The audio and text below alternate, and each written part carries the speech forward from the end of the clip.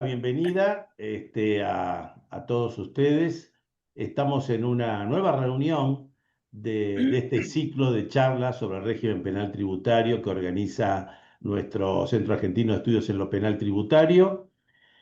Hoy le damos la bienvenida a nuestro amigo Mario Laporta, que va a ser el expositor en el tema de hoy, agradeciendo desde ya su participación. Y tenemos un lujo de contar con Mario porque, además de abogado penalista, también es especializado en derecho tributario. Entonces está con las dos caras de la moneda, que es realmente lo interesante en este tema. Y el tema que hoy hemos elegido es un tema que obviamente a todos nos interesa, el tema de las facturas apócrifas. No hay prácticamente fiscalización de ARCA que no se meta en el tema de facturas apócrifas. La mayor cantidad de sentencias contenciosas se refieren a facturas apócrifas. Buena parte de las sentencias penales toca el tema de evasión fiscal con facturas apócrifas. Quiere decir que este es el gran tema. Y como gran tema tiene muchísimas alternativas, muchísimos vericuetos de derecho, de hecho, con lo cual nos pareció interesante justamente tocar en el tema de hoy este tema. Como ustedes saben, el tema lo... Mario desapareció del mapa, ¿no? Lo Estoy. ¿Me Ah, escuchan? ahí te había perdido.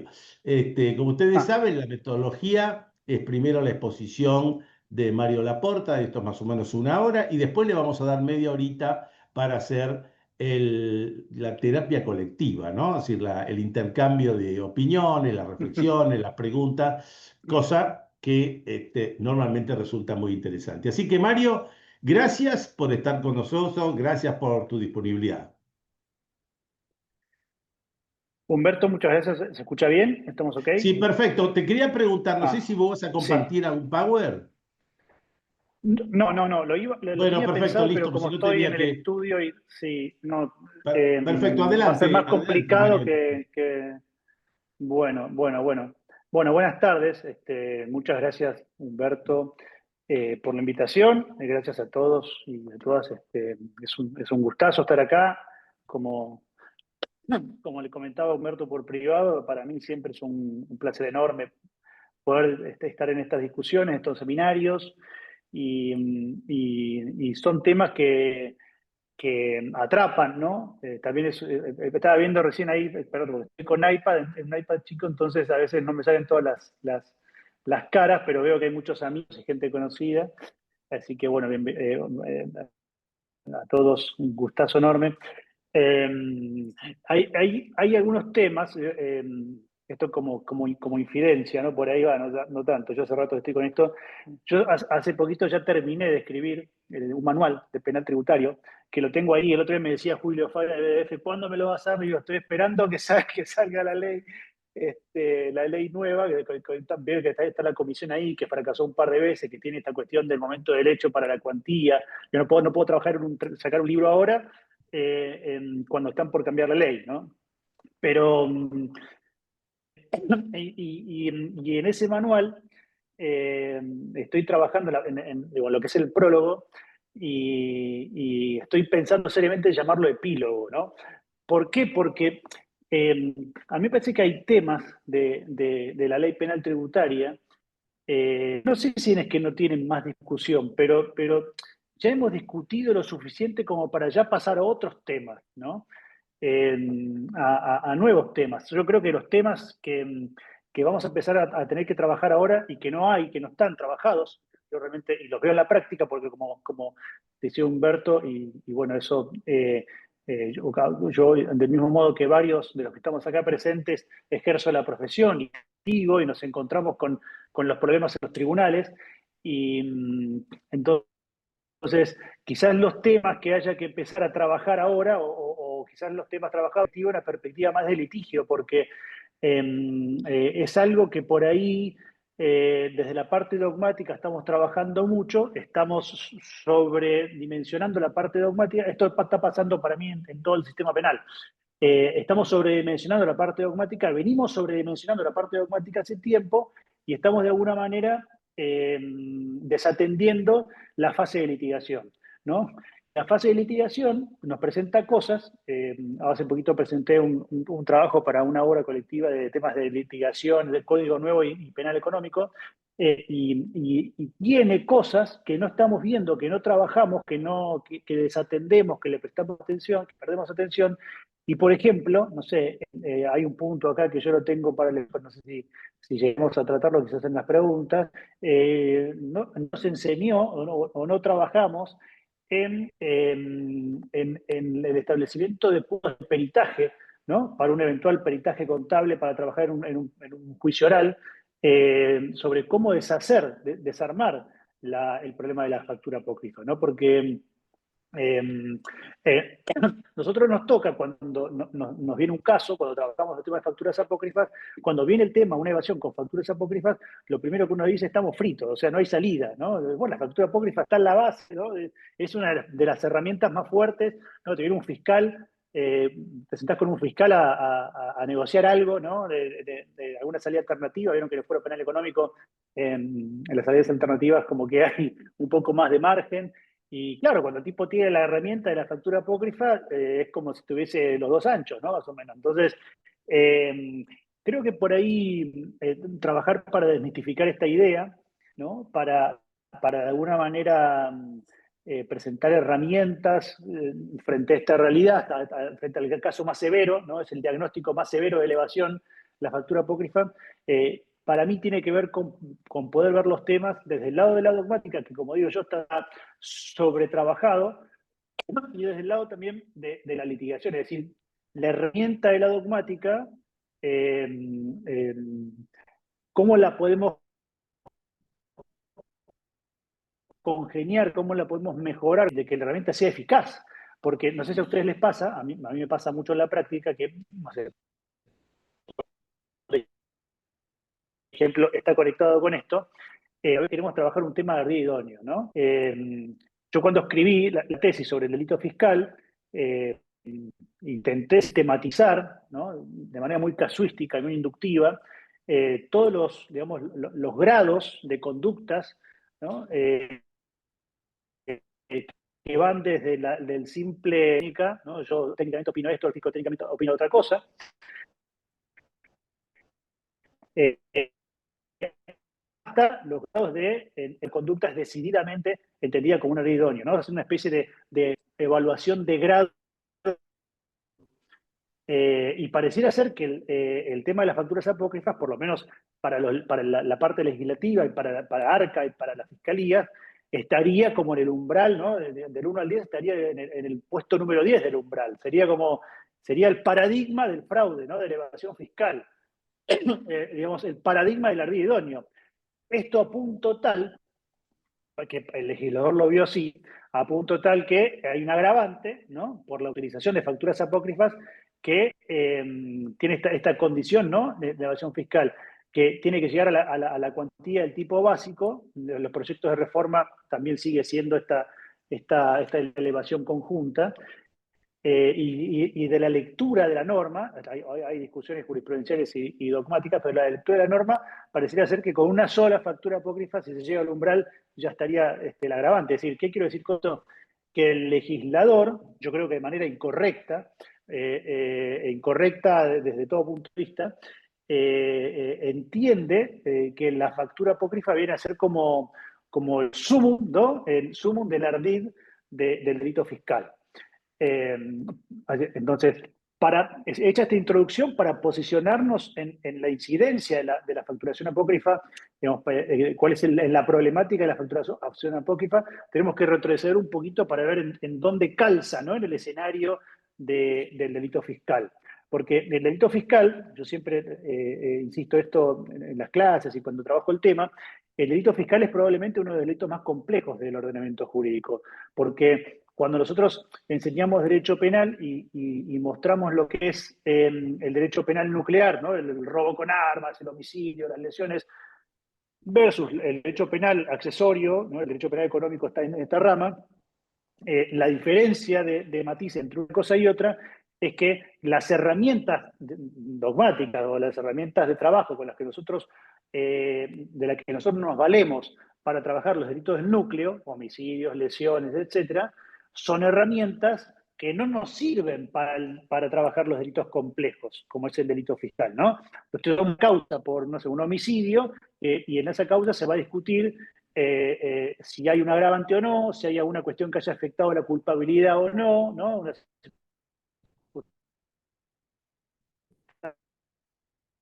extraordinaria de atenuación, más arcaica, más básica, podemos trabajar, ¿no?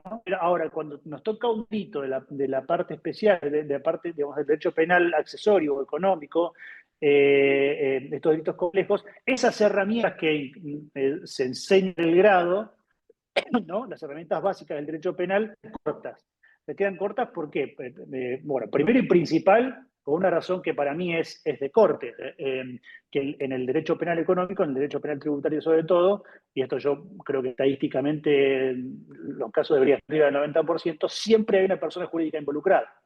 Entonces, el derecho penal acceso económico sumado a la presencia, casi en todos los casos, de una persona jurídica, hace que nosotros tengamos que sacar de la alforja el aparato más sofisticado de la teoría del delito para poder atender esos casos, ¿no? Esto, de hecho, como una especie de nota al pie, la teoría del delito no es nada más que la herramienta que se utiliza para llevar el caso acreditado, ¿no? Desde el punto de vista fáctico hacia la norma, ¿no? Vos tenés el caso, tenés un caso que está aprobado, ahí donde trabaja el indubio pro reo, está aprobado el caso con evidencia, fuera de toda duda razonable, y después tenemos que montar ese caso, ¿no? en la norma.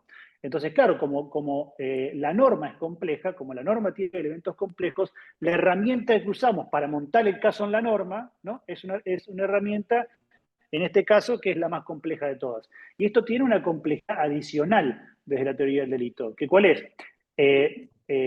Todavía no hay un desarrollo consensuado de la teoría del delito, de los delitos del ámbito penal económico. Y quiero decir con esto, no hay hoy por hoy un consenso 100% de cuáles van a ser los elementos de la teoría del delito de la persona jurídica. No tenemos un consenso de cuál va a ser el umbral de ardid idóneo para el delito fiscal. Tampoco sabemos bien si el concepto de obligado como intraneus, como sujeto cualificado, lo vamos a referir a la ley de procedimiento fiscal, lo vamos a referir a la propia ley penal tributaria, o sea, una cuestión interpretativa, normativa, todavía estamos con muchas dudas para aplicar la teoría del delito en estos casos, y esto partiendo de base de algo que todos sabemos, pero por ahí es una perogrullada que a veces se pasa por alto. La teoría del delito tiene como base de validación el consenso. Es decir, ¿por qué nosotros llamamos al dolo el conocimiento, ¿no? de lo que uno está haciendo, de la ilicitud del acto, o si se quiere, de forma más artificiosa, el conocer y caer los elementos del tipo? Porque la comunidad jurídico-penal consensualmente dio o establece una definición, por poner un caso, entonces con eso nosotros trabajamos como forma de... Entonces, hay consenso en lo que es la teoría, o un cierto consenso, hay un cierto consenso desde la autoría, la participación, el dolo, la culpa, las causas de justificación, la antijuricidad formal, material, lo que fuere, pero a medida que se va sofisticando o se va haciendo más compleja el área donde tenemos que usar esa teoría del delito, esa herramienta, el consenso empieza a disipar. Entonces, hoy, si nosotros evaluamos, hacemos un paralelo de la teoría del delito tradicional con la teoría del delito que vamos a usar,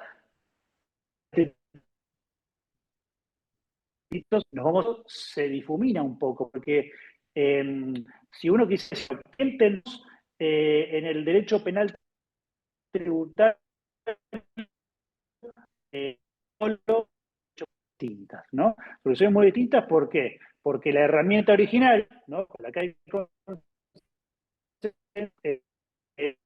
Mario, ¿tenemos algún problema? de una conducta material, de una ¿Me escuchás, conducta que no tiene un Mario? sentido muy normativo. Mario, ¿me escuchás? Sí, sí, perfecto. No, porque tenemos algún problema con el sonido. Me parece Sí, que el sí. Wi-Fi tuyo tiene algún problema. Yo te voy a sugerir A a ver, ver si por un momento podemos apagar la cámara para ver si de esa forma el sonido es más fluido, porque se corta mucho. a ver, espera. Voy a hacer una cosa. Voy a conectarlo con el. Voy a cambiar de red. Es un segundo. A ver si es eso.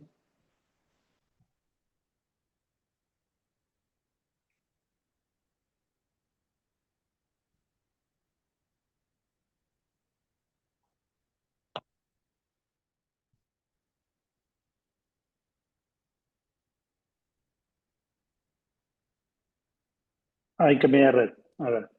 Bueno, probemos, gracias. Vamos a probar con eso. Perfecto. Me dicen si hay cambio de red, debería andar mejor. Entonces, eh, hago esta introducción porque nosotros tenemos que trabajar en un elemento, ¿no? O sea, en una situación, más que un elemento, que es la factura apócrifa, que si nosotros lo queremos colocar en el mapa, ¿no?, de la teoría del delito, en el mapa del delito fiscal, o sea, le podemos poner un punto, ¿no? Exacto. ¿De dónde está ese punto? ¿En cuál de los capítulos, ¿no? Si hacemos un índice de temas del derecho penal tributario, ¿en cuál de los capítulos vamos a trabajar la cuestión de la factura apócrifa? Y está muy claro, o sea, lo vamos a trabajar en el punto de la conducta típica, ¿no? Si lo hacemos en referencia, porque en general siempre va a ser el artículo 1, ¿no? Es la evasión mediante ardido engaño. Es decir, que nosotros cuando tenemos como situación fáctica una factura que se podría denominar como apócrifa, o sea, para ponerle, esto es un título global, pero las situaciones adentro son muy variadas, entonces eso lo vamos a trabajar a nivel de conducta típica, ¿no? Entonces, a nivel de conducta típica, esto que yo vengo diciendo acerca de la herramienta de la teoría del delito es probablemente en donde más volatilidad hay, ¿no? ¿Por qué? Porque cuando nosotros trabajamos la conducta típica de los delitos comunes, ¿no? Piensen ustedes, o sea, en la evolución, si se quiere, temporal de la teoría del delito. Claro, los problemas cuando en el siglo XIX se empieza a trabajar la teoría del delito, los problemas de convivencia social son problemas bastante, digamos, estándar, ¿no? Bastante rudimentarios, ¿no? El tipo que mata a otro, el que roba, el asesino, el violador, el golpeador, o sea, son casos que no demandan una teoría del delito tan compleja porque las conductas típicas son conductas normales, o sea, conductas comprensibles, o sea, el matar, el lesionar, el injuriar, el agredir sexualmente. En cambio, cuando nosotros empezamos a trabajar en casos de teoría del delito, digamos, de casos más complejos, cuando el derecho penal se empieza a inflacionar y empieza a abarcar áreas que en otro momento eran puramente administrativas, las conductas son más complejas, son más técnicas. Fíjense que cuando nosotros hablamos de ardid, por eso el tema de la facturación apócrifa está dentro de un capítulo, que es el ardid. Cuando nosotros hablamos de ardid en el delito fiscal, la única manera de saber si en el caso concreto la conducta del acusado, del obligado acusado, que ya obligado es un tema, puede ser subsumida en el concepto de ardid o engaño, que es lo que pide la norma, ¿bien? Para hacer esto no tenemos un parámetro objetivo. Es decir, sí que hay normativamente waypoints, ¿no? Como escalones, como puntos. O sea, por ejemplo, con el artículo 19 de la ley penal tributaria establece que las diferencias de interpretación o los errores técnico-contables pueden dispensar de la denuncia. La ley, eh, la ley nos está sistemáticamente diciendo que hay puntos en los cuales sistemáticamente pareciera ser que esto no alcanza el estándar de lo que la ley quisiera que sean conductas típicas, ¿no es cierto? Eh, entonces, ¿se escucha? No sé si mejoró el tema con la Sí, conexión. sí, mejor, Pregunto. mejor, Ok, Mario, ok, gracias. perdón. Entonces, nosotros podemos trabajar a la hora de diseñar la idea del ardido idóneo de manera sistemática, pero vamos a tener estos puntos de encuentro muy específicos. Pero no tenemos una manera de saber bajo qué condiciones vamos a poder afirmar que la conducta que estamos juzgando le podemos poner el rótulo de ardid, ¿no? O engaño, que es lo que pide la ley bajo el principio de legalidad para castigar a alguien o para condenar a alguien por evasión fiscal. Entonces, la única manera que nosotros podemos encontrar como un anclaje, como algo sistemático para tener una cierta seguridad, es digamos, algo que se usa con una metodología que se usa también con la estafa. Yo insisto mucho en esta idea de la estafa, que es la referencia al destinatario del ardid, ¿no? ¿Qué quiero decir con esto? ¿Cómo puedo yo saber desde la perspectiva jurídico-penal si la conducta de la persona que estamos juzgando tiene la entidad para ser considerada un ardid o un engaño? Bueno, retrocedamos un poco. ¿Qué es lo que quiere la ley? O sea, ¿qué es lo que busca la ley? En este caso, la ley penal tributaria. Bueno, busca disuadir comportamientos o dirigir comportamientos. Busca disuadir que la gente no afecte los bienes jurídicos que están ahí definidos en la ley penal tributaria. ¿Cómo lo hace? A partir de normas que establecen sanciones o le ponen precio a las sanciones, a las acciones. Entonces, si la ley lo que quiere es evitar que una persona evada impuestos, lo que tiene que tratar de definir es qué conductas son las conductas susceptibles de afectar ese bien jurídico. Claro, ¿de qué manera se afecta al bien jurídico penal en el delito fiscal? Bueno, las conductas tienen que de alguna manera, tienen que ser entendidas como un ardido o un engaño. ¿Y cómo sabemos que nosotros si esas conductas son ardido o engaño? Bueno, la referencia que tenemos es el destinatario, ¿no? Es decir, en este caso es el fisco. En el delito de estafa, que utiliza también la misma fórmula, ardido engaño, y la estafa es un delito con bastante más historia que el delito fiscal.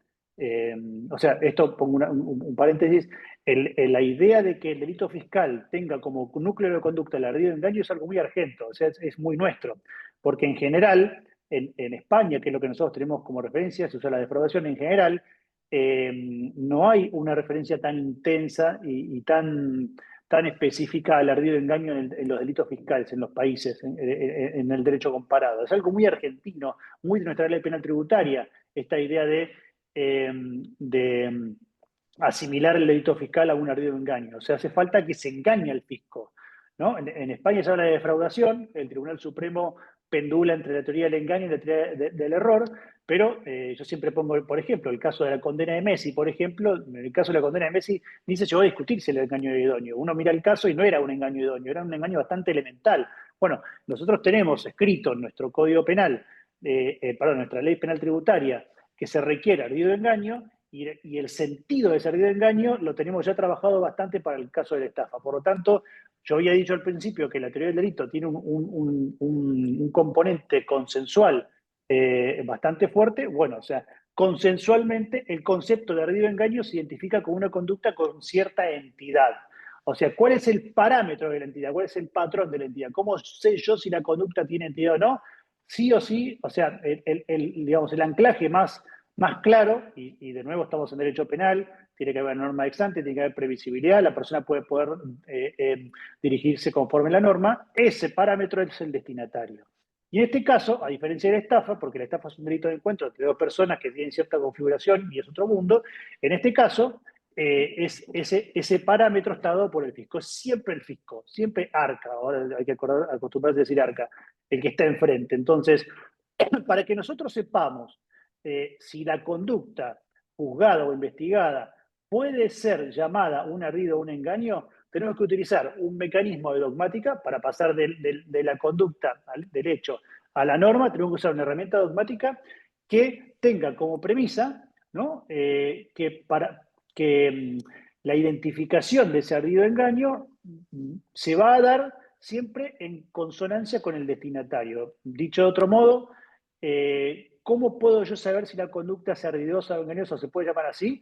Cuando mi conducta tiene aptitud, idoneidad, trascendencia, seriedad para afectar al bien jurídico, que ¿cuál es? O sea, el bien jurídico del delito fiscal tiene un componente muy fuerte de engaño, tiene un componente patrimonial, porque hay que evadir impuestos y por cierto monto. Yo al comienzo hablábamos de las cuantías y la afectación patrimonial, pero tiene un componente funcional muy importante, ¿no? El componente funcional es decisivo, porque el delito fiscal no podría ser puro componente patrimonial, porque tenemos una proscripción de la prisión por deuda.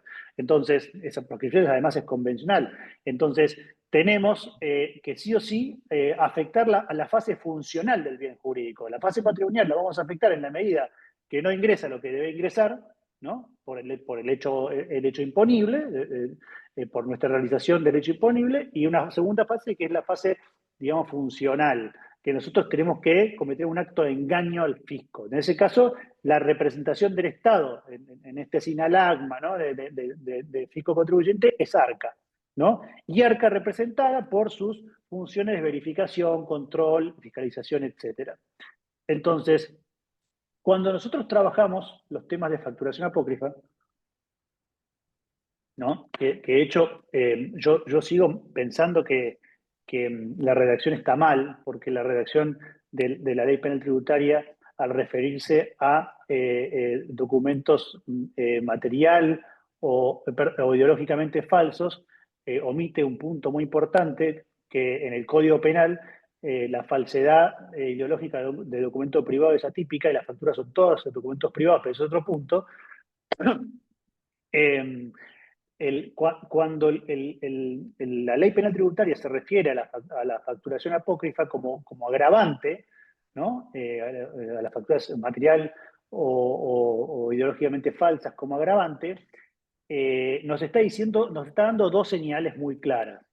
Primero y principal, que esa forma de evadir es una forma de afectación más intensa a la parte funcional del bien jurídico, ¿no es cierto? Es decir, que tiene que quedar algo por debajo, ¿no? Porque ese es el umbral digamos, es el piso de la modalidad grabada. Entonces tiene que quedar algo por debajo, es decir, que la utilización de facturas apócrifas es una conducta con una entidad tal que afecta con mayor intensidad a la fase funcional del bien jurídico, ¿no? Hay más afectación al bien jurídico, más severa, más grave, más injusto. Y otra cosa que nos está diciendo es que se puede afectar al bien jurídico por cosas menores, o sea, ¿no? por algo más básico. Entonces, la factura apócrifa, cuando se simplifica porque la ley no lo llama así, para identificar la facturación apócrifa, si nosotros partimos de esta premisa, ¿no? Que es de alguna manera el sinalagma, la conversación normativa entre fisco y contribuyente, yo dije que la única manera de saber si la conducta llevada adelante cumple sistemáticamente con las condiciones para ser considerada una ley de un engaño, tenemos que ver al destinatario. Y tenemos que ver al destinatario en esta fase concreta. Bueno, y cuando nosotros en el mundo de la facturación apócrifa vemos al destinatario, nos encontramos con que hay un fisco, ¿no? Que tiene en forma interna ciertas reglas, ¿no? Ciertas disposiciones reglamentarias, hay un par de RG, ¿no? Que nos van a decir cuándo el fisco considera que esos comprobantes tienen que ser considerados apócrifos, ¿no? O sea, entonces, claro, ¿qué hacen el fisco y qué hacen los fiscales con esta perspectiva? O sea, yo lo estoy desmenuzando técnicamente, pero ¿qué pasa? Nosotros sabemos que cuando se hace una denuncia por un delito fiscal, ya el fisco te la trae y dice, bueno, estas facturas, o sea, yo hice este ajuste porque la factura está en base EAPOC, ¿no? Y ya eso es tajante, o sea, en la lógica del fisco, que en este caso es una de las partes del proceso penal, es la parte que está al lado del acusador, es el fiscal, o sea que siempre se va a sumar al fisco, para ellos, para ellos, la sola inclusión de la factura en la base EAPOC es suficiente para decir que el comportamiento, ¿no? Alcanza el umbral del ardido del engaño bajo la utilización de documentos material ideológicamente falsos, ¿no? Es decir, que se trabaja desde el lado de la acusación, de la fiscalía o ARCA o del fisco, se trabaja en forma prácticamente binaria. Es decir, si la factura está en la base EAPOC, cumple con la condición para el tipo penal agravado, y si no está, no es que no cumple, si no está, tendremos que trabajar materialmente en la determinación de si esa factura o ese comprobante no refleja un acto jurídico susceptible de afectar la ecuación tributaria, ¿no? Entonces, vamos, digamos, a desmenuzar este tema ahora por partes, ¿no? Vamos al caso base. El caso base, ¿qué sería? Los comprobantes no están incluidos en base de APOC, pero la investigación del fisco, la investigación preliminar, determinó que no respaldan ninguna operación fidedigna o bien no respaldan una operación que sea jurídicamente susceptible de ser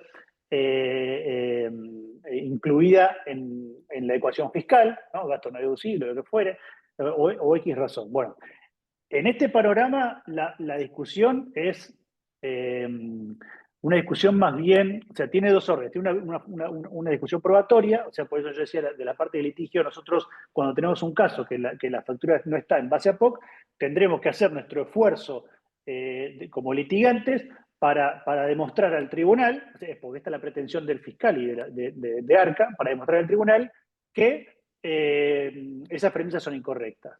¿No? Que hay un negocio detrás, que hay un acto jurídico válido, que podemos comprobarlo, bueno, lo que fuera. Ahora, si nosotros no lo logramos hacer, entramos en zona de riesgo, ¿bien? ¿Y por qué digo zona de riesgo? Porque tampoco es automático el hecho de que si el comprobante no refleja un acto jurídico real, ¿bien? Esto automáticamente debe ser interpretado como una evasión con ardido engaño mediante una facturación apócrifa. ¿Por qué? ¿Por qué digo esto? Porque venía diciendo antes, porque la facturación apócrifa es un predicado adicional al concepto de ardid. Es decir, primero tiene que haber un ardid idóneo. Y ese ardid idóneo, además, tiene que ser hecho a través de una factura apócrifa. Entonces, si, supongamos, el acto fáctico o el presupuesto fáctico que se intenta sustentar con el comprobante falso es un acto totalmente irrelevante o que no hay ninguna posibilidad de que pueda superar ninguna instancia de control del fisco, o sea, muy probablemente esa porción de ajuste no se pueda entender como defraudatoria, no porque no sea una facturación apócrifa, que probablemente sea un comprobante falso, pero lo que no es un ardid idóneo, porque el presupuesto es el ardid idóneo y el predicado adicional es el comprobante falso. Entonces, esta es una discusión bien material, ¿no? Esto, antes de pasar a otro punto, aclaro porque es importante. Yo estoy, de alguna manera, segmentando el análisis a una cuestión muy puntual, pero todo el delito fiscal está todo conectado con el resultado, es decir, con el perjuicio, con la cuantía evadida. Entonces, nosotros cuando evaluamos un caso de evasión fiscal, tenemos que hacer un trabajo sistemático y quirúrgico de dividir lo que es el ajuste técnico del ajuste defraudatorio. Porque vos podés tener un ajuste, pero no todo ajuste es defraudatorio, no todo ajuste está hecho con ardido engaño. Hay que entrar, ¿no?, de cabeza en la trinchera de la cuantía, ¿no?, y dirimir. O sea, esta porción de la cuantía es producto de un ardido engaño. Esta porción de la cuantía es producto de una conducta que es irregular, pero no llega a ser un ardido engaño. Este producto de la cuantía, esta porción de la cuantía tiene que ver con que un contribuyente se le cantó no pagar, ¿no? O sea, no siempre es blanco-negro. O sea, nosotros tenemos, por eso yo hablaba de los peritajes, ¿sí?, y de los puntos de peritaje para trabajar las cuantías. Nosotros tenemos que meternos muchas veces en la cuantía y, de nuevo, o sea, en un proceso penal, todo esto que estamos hablando, el fiscal, ¿no?, y el ARCA, pero el fiscal sobre todo, va a tener que demostrarlo más allá de toda duda razonable. Por lo tanto, puede pasar que haya ajustes que corresponda hacerlos, porque están mal documentados o lo que fuera, pero que no tengan la entidad para ser considerados un ardid o engaño fuera de toda duda razonable, y nosotros vayamos amputándolo ¿no? De la cuantía. A mí me pasa muchas veces que en casos en donde vos tenés evasiones que están cerquita del umbral, ¿no? Que vos podés quizás trabajar un par de ajustes y bajarlos del umbral de manera jurídico-contable. Acá tienen que trabajar bien en tándem abogado y contador, y de ese modo bajar el límite de la imputación. Entonces, pero esto es una cosa que va más bien con la cuantía, pero claro, como estamos hablando acá específicamente de las facturas apócrifas, esto con la cuantía se conecta. Entonces, ¿cuál es el otro punto? Porque habíamos hablado de la objeción de los ajustes que no tienen que no tienen necesario sustento en un comprobante que pueda ser calificado como una factura apócrifa o un comprobante falso. Y ahí es donde entra la otra fase, ¿no? Digamos,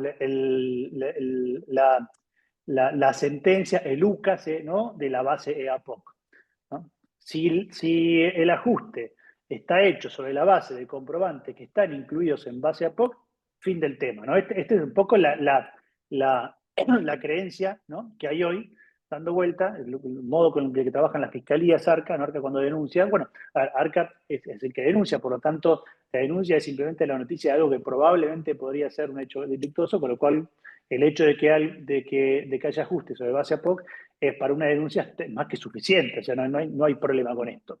Ahora el tema es, de nuevo, nosotros se hace la denuncia, es correcto que se haga esta denuncia si se quiere porque es una presunción, la puesta en conocimiento de autoridad de algo que presuntamente es delictuoso, pero al final del camino tiene que haber una imputación de una cuantía, un cierto umbral. O sea, yo ni quiero hablar del umbral actual porque es vergonzoso, 1,5 millones, con facturación apócrifa.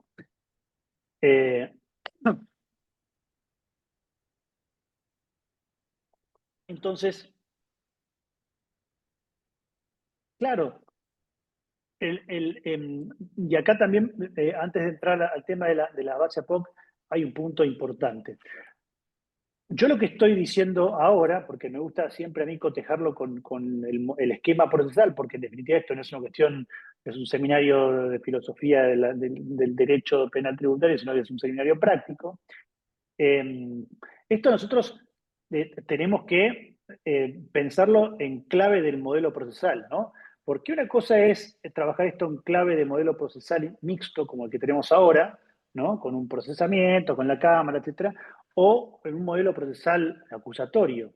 ¿Por qué digo esto? Porque el tránsito de la noticia, de la denuncia, a la condena por facturas apócrifas es el tránsito de la probabilidad al tránsito de él hacia la determinación de algo más allá de toda duda razonable. Claro, en un modelo mixto, como el que tenemos ahora, y por la jurisprudencia que nosotros ya conocemos, en general hay que trabajar mucho en trinchera, pero lo cierto es que si supongamos un ajuste de 2 millones, ahora tenemos por poner cifras ridículas, pero hecha sobre base APOC, es un caso que automáticamente va a terminar en juicio oral, o sea, difícilmente los juzgados, bueno, por ir trabajando muy palo a palo, pero ese sería el caso prototípico que llega a juicio oral. Entonces, ¿qué pasa? En el sistema actual, esto va a llegar a juicio oral con un fiscal que va a someter su caso a un juez penal económico, un juez de instrucción penal económico y a una cámara. Iba a ser 3, pero bueno, hay 2 jueces nada más. Entonces ya tenemos por lo menos 3 jueces, deberían ser 4 porque la cámara está incompleta, pero que van a validar de alguna manera la teoría de la acusación de que acá estamos frente a un caso de facturas apócrifas, ¿no? Entonces, cuando vos llegás a la fase de juicio y tenés que trabajar en algún tipo de acuerdo o en la prueba o lo que fuere, hay o sea, corre con cierta ventaja la acusación porque ya validó su caso. Ahora, imagínense ustedes cómo va a funcionar esto si es que se pone en práctica. No sé, uno está convencido de que sí, otros dicen que no. El 11 de noviembre, el modelo acusatorio. O sea, ¿qué va a pasar con esto? El fiscal va a llegar a la fase de juicio con ese caso que arrancó con una noticia de un delito a partir de lo que dijo Arca, y con un caso que él va a tener que construir en un juicio más allá de todo lo razonable si son o no facturas apócrifas. O sea, o si el caso que está discutiendo es o no de facturas apócrifas.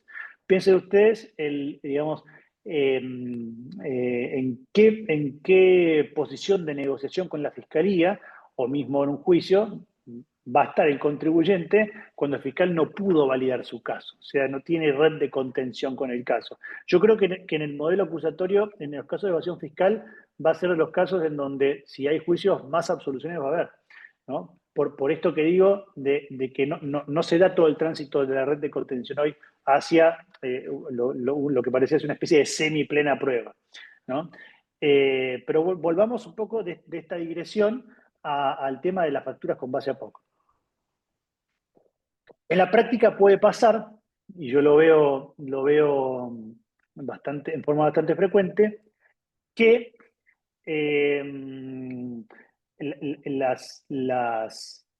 digamos, creo que son, yo podría poner, o sea, yo creo que son tres situaciones, ¿no?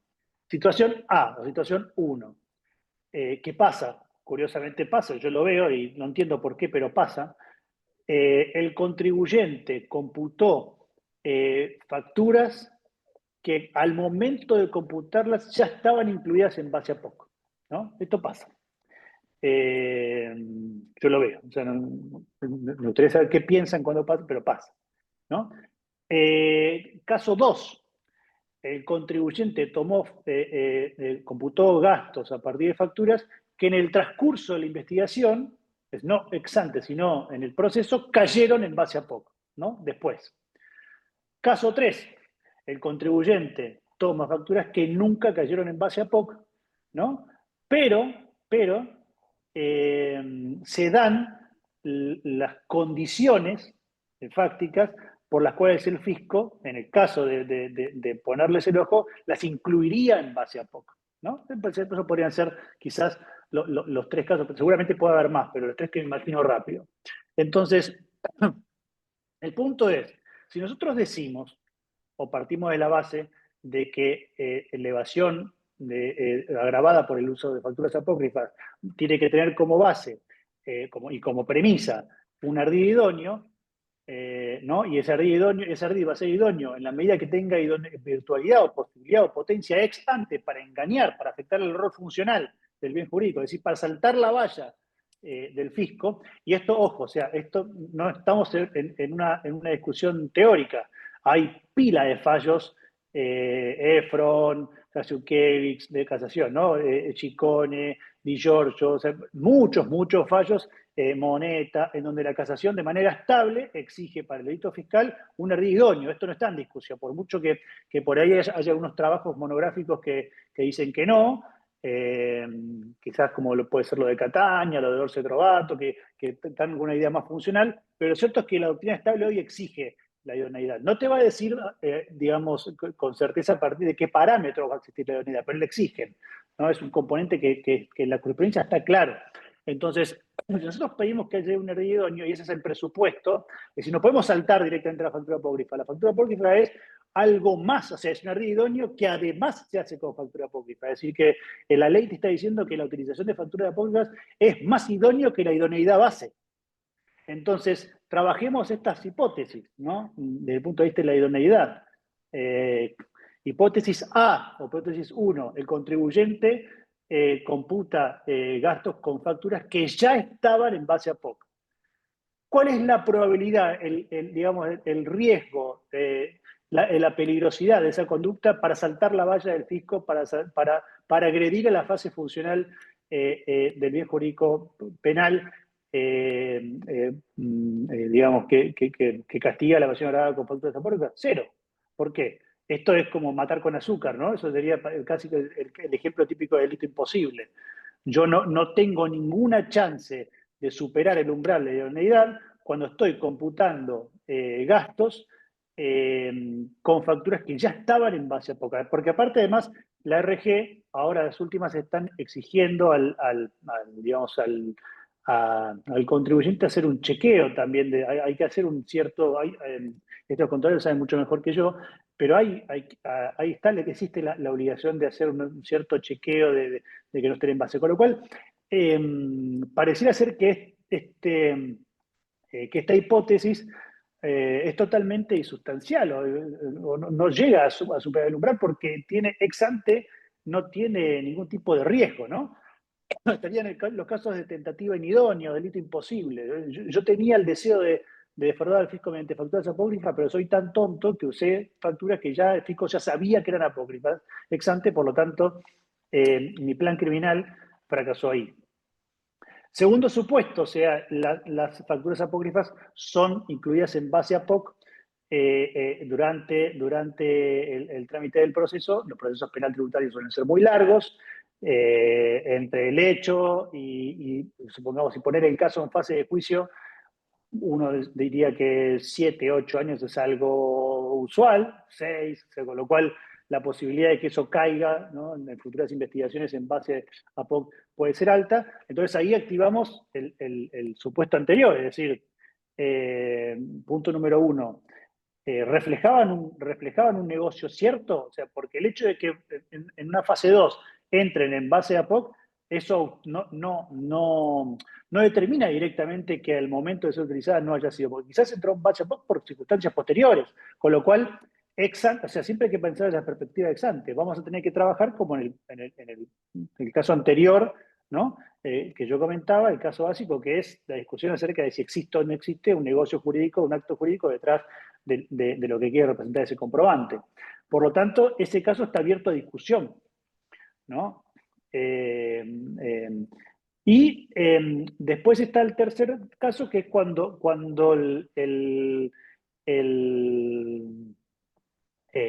digamos, el presupuesto fáctico cumple con las condiciones por las cuales el fisco iría a colocar esos comprobantes en base a POC, pero no lo hace por X razón, porque no lo detectó, por lo que fue. Entonces, a mí me parece acá que en toda esa gama, ¿no? Por eso digo que a veces el legislador, con el tema de la facturación apócrifa, con el hecho de ponerlo eh, como agravante, de alguna manera trabaja en forma muy anacrónica. Porque claro, o sea, cuando el legislador penal tributario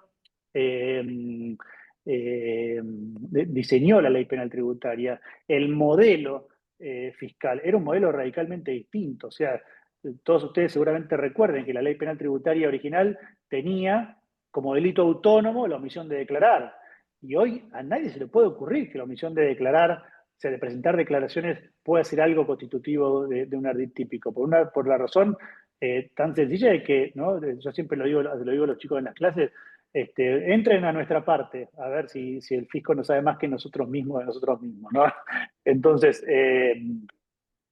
la ley penal tributaria lo que adolece es de antigüedad en estas cosas, porque la idea de la factura apócrifa está pensada para aquel contribuyente que en la fase de verificación, como tiene un hueco, tira una factura, ¿no? Está pensada casi que con factura papel, diría yo. No sé si ni siquiera está tan sofisticada. Entonces,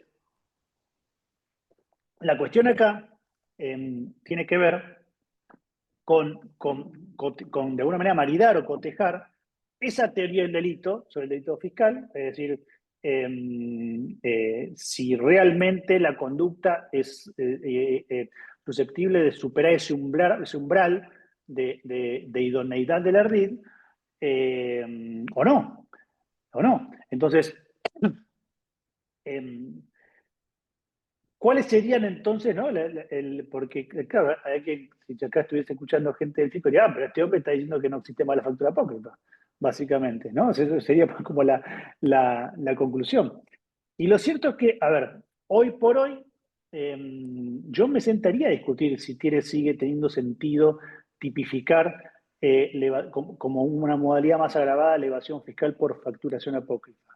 Porque probablemente bajo este entorno de verificación y control, bajo este entorno de facultades del fisco, de nuevo, estamos en un entorno en donde las facturaciones dentro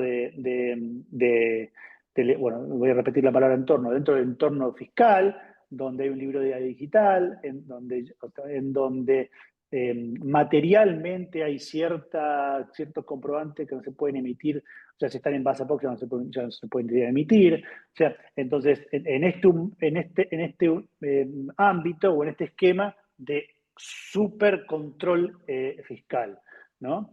La ley penal tributaria no está mirando el avance de las facultades de verificación y fiscalización del fisco, ¿no? Muy probablemente está trabajando con una tipificación antigua que estaba diseñada para otro momento.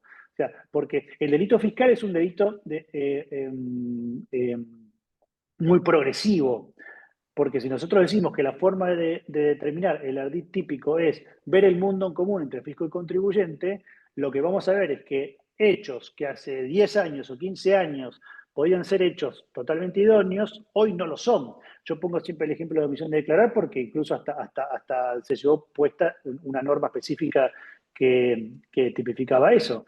O sea, pero lo cierto es que hoy por hoy es materialmente imposible la falsedad material de un comprobante, porque uno tendría ¿cómo hacer? Tenés que inventar una web paralela, o sea, ni siquiera lo puedo imaginar. Antes sí, conseguías el talonario y pasaba. Entonces, había y ese talonario lo miraba un señor de carne y hueso que le mostraba la factura y por ahí le parecía a la factura real y pasaba, ¿no? Y tenía cierta posibilidad. Pero hoy ese sinalagma está reformulándose en forma permanente y el delito fiscal es materia viva, el ardid es materia viva, va cambiando radicalmente la visión de la conducta típica frente a la posibilidad de ser considerado un ardid idóneo. O sea, por poner una cosa, cuentas en Suiza. O sea, antes de firmar el Tratado de Información con Suiza, tener una cuenta de Suiza no declarada era un ardid idóneo. Hoy no, si no es un convenio de información. Con lo cual, exactamente la misma conducta va cambiando de sentido porque va cambiando el sinalagma, va cambiando digamos, va subiendo la valla que vos tenés que saltar para que tu conducta pueda ser interpretada como un ardid idóneo. Entonces, reconduciendo, y para no robarme el tiempo del debate, yo creo que con esta perspectiva, hoy la idea de la facturación apócrifa está puesta en cuestión. Yo creo que probablemente requiera de alguna revisión legislativa, sobre todo por eso que decía antes, porque insisto que la redacción está mal, porque habla de documentos ideológica o materialmente falsos, y de nuevo, ese es un concepto normativo que cuando vas al Código Penal descubrís que la falsedad ideológica de documento privado es atípica, por lo tanto ahí quiebra el punto. Pero lo cierto es que las hipótesis imaginables muy probablemente están en camino a disociar el propósito de la ley o el propósito originario de la ley, que tiene que ver con una realidad distinta a lo que realmente pasa hoy en el ámbito del delito fiscal y la idoneidad de las conductas, ¿no? Yo creo que hoy tenemos que discutir punto por punto, y por eso hago énfasis en la litigación y en los casos discutir punto por punto si realmente esa premisa que probablemente muchos tengan instalada en la cabeza de que factura en base a POC es la muerte absoluta, a un esquema en donde eso es muy relativo, es un punto de partida, ¿no? Eh, por eso, y siempre un poco para no pasarme el tiempo, pesar de haber arrancado tarde, para tener tiempo de discutir, yo siempre digo que cuando hablo de algún tema me siento mucho más conforme si quedan más preguntas que soluciones, ¿no? Y espero que queden muchas cuestiones para discutir sobre este tema, ¿no? No sé, Humberto, puedo hablar más, pero sé que hay un tiempo pautado para la discusión Sí, y yo... perfecto, Mario. Muchas gracias ante todo por esta presentación. Y te diría que sí, ante la última pregunta, te diría que han quedado muchos temas que de alguna manera pueden dar origen a distintas interpretaciones en base a disparadores que de alguna forma vos has tirado. En primer lugar, quería decirte lo siguiente. Vos hablaste más de una vez de la adecuación normativa. Bueno, en este momento nosotros tenemos tres proyectos de modificación de la ley penal tributaria, ¿no? Es decir, uno que está contenido en el proyecto de inocencia fiscal, el otro, que es un proyecto que ha aprobado diputados, surgido de algunos diputados, ya con aprobación de diputados, y el tercero es la modificación del Código Penal, en el cual también se incluye ahora expresamente este tipo penales. Ninguno de los tres tiene ninguna adecuación en este tema. Quería un poco comentar esto que más allá de que se requiere, bueno, aparentemente no se ha visto. Y ahora sí quería hacerte unos comentarios que me parece ya un poco una bajada de la charla, que me parece que ha sido muy interesante. Y quería empezar por el tema de las pericias, un tema muy interesante que vos señalaste como una herramienta que tiene la defensa justamente para desarmar la factura apócrifa. Y el tema de las pericias y las pericias contables, y acá hay muchos contadores, colegas, es tremendamente importante. Nosotros lo tenemos, por ejemplo, en los casos del delito de apropiación indebida previsional, donde a través Claro, de la pericia se ha demostrado que el contribuyente no tenía fondos para hacer los aportes, para retener los aportes, o sea, el elemento objetivo no existió. Y con esto, hay un reciente fallo en la Cámara de Apelaciones y se llegó justamente al sobreseimiento porque se pudo demostrar eso. De ahí la importancia de la pericia. Ahora, la reflexión sería la siguiente. ¿Cuál sería el norte que tendría que tener una pericia contable para destruir la factura apócrifa? Y esta pregunta te la hago, Mario, por esta razón. Normalmente vemos nosotros en las causas judiciales que algunas defensas hacen todo un esquema basado en que cumplió con todas las formalidades que establece la ley, los decretos, las reglamentaciones y cuanto consulta exista. Aspectos formales.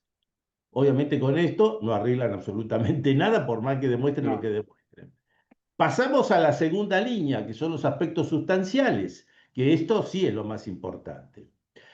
Y respecto de los aspectos sustanciales, muchos defensores se preocupan en defender la veracidad de la operación de venta de bienes o de prestación de servicios, que haya existido la operación. Y acá nos encontramos con este problema, por eso la pregunta ¿para dónde va dirigida la pericia? Porque nos encontramos con este problema. En muchos casos de que terminó con procesamiento por facturas apócrifas, el contribuyente demostró que existió la operación. Y para los jueces, en muchos casos, dice, eso tampoco alcanza. No es el objetivo que se demuestre la existencia de la operación, de la venta de bienes, de la prestación de servicios, sino tiene que cumplir un requisito adicional. Tiene que cumplir un requisito. ¿Estás, Mario? Sí, sí, Así, sí, sí, perfecto. Te pasa que se escucho van perfecto. cambiando y te pierdo. Sí, a mí me pasa igual, perdón. Un requisito adicional. Y ese requisito adicional es un requisito que la jurisprudencia contenciosa ha establecido hace mucho tiempo en valor agregado, que es un poco el requisito para el cómputo de crédito fiscal. Y el requisito para el crédito fiscal, además de todo lo que establece la ley, es que aquel que sea proveedor, tiene que demostrar que respecto de él se verificó el hecho imponible. Y entonces, ¿qué pasa en la mayoría de los casos? Cuando estamos ante una simulación relativa donde existió el bien, existió realmente el bien, pero el proveedor no es quien es el dueño de la mercadería.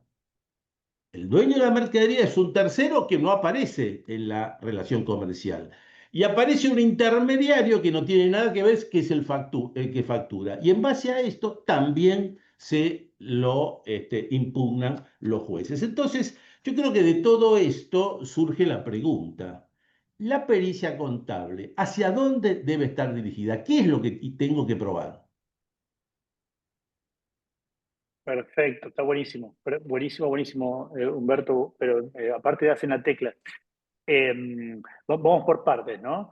Está claro que para el caso, o sea, el peritaje no hace falta que apunte, o sea, o no creo que sea esencial, probablemente uno lo puede poner como parte del estudio al cumplimiento de los deberes formales, porque el delito fiscal es un delito doloso y entonces el incumplimiento de deberes formales no hace al delito doloso.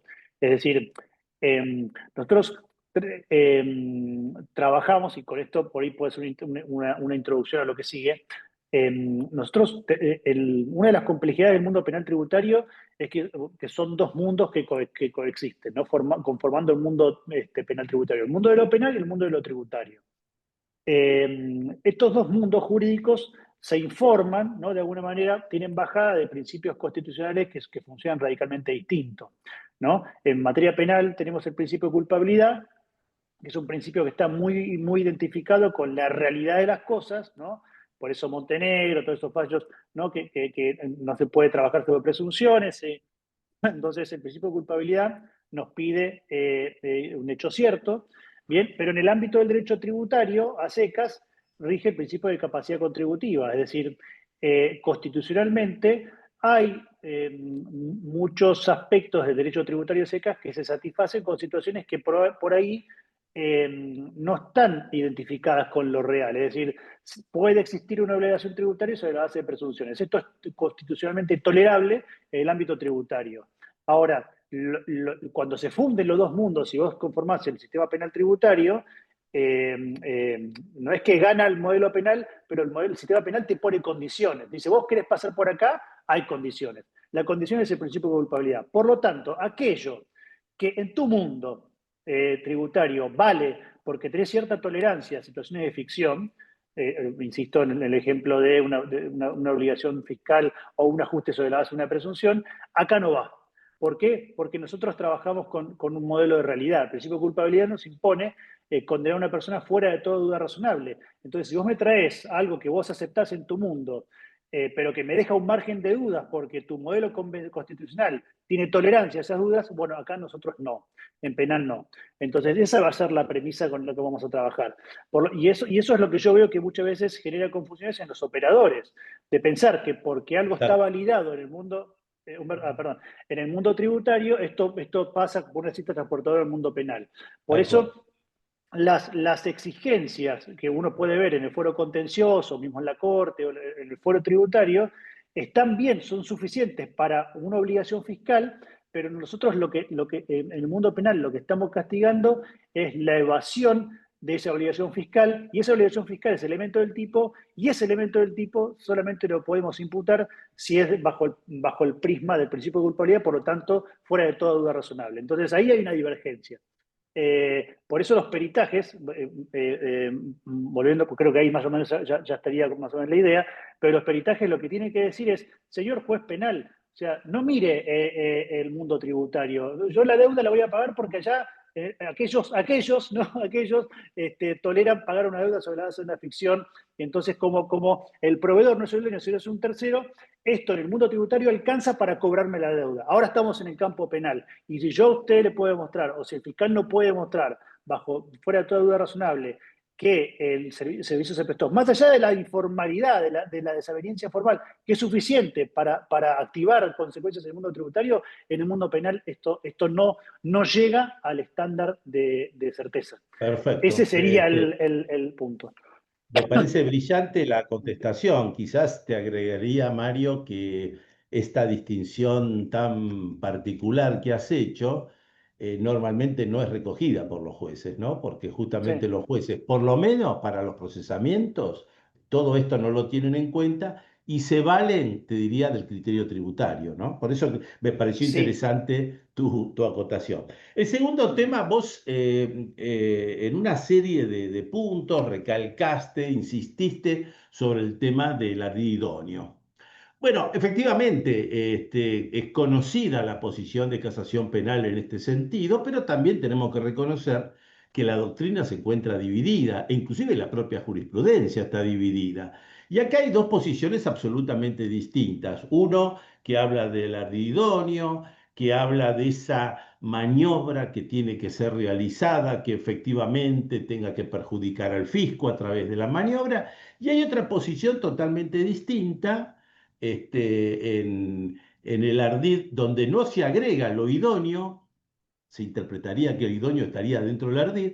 Y en este sentido, por ejemplo, muchos tribunales sostienen que la declaración engañosa ya es suficiente para que se configure el ardid. Y quiero mencionarte un caso concreto, quizás para poder bajarlo más todavía y para ver las secuelas distintas que se presentan. Había un contribuyente que emitió sus facturas electrónicas, todas las facturas que tenía que emitir las emitió, pero cuando llega el momento de la declaración jurada, no declara todas las facturas, declara menos, declara menos. El fisco le hace una inspección, en la inspección determina justamente esta diferencia y le hace una denuncia penal. La Cámara de Apelaciones en lo penal económico lo sobresee al contribuyente, lo sobresee.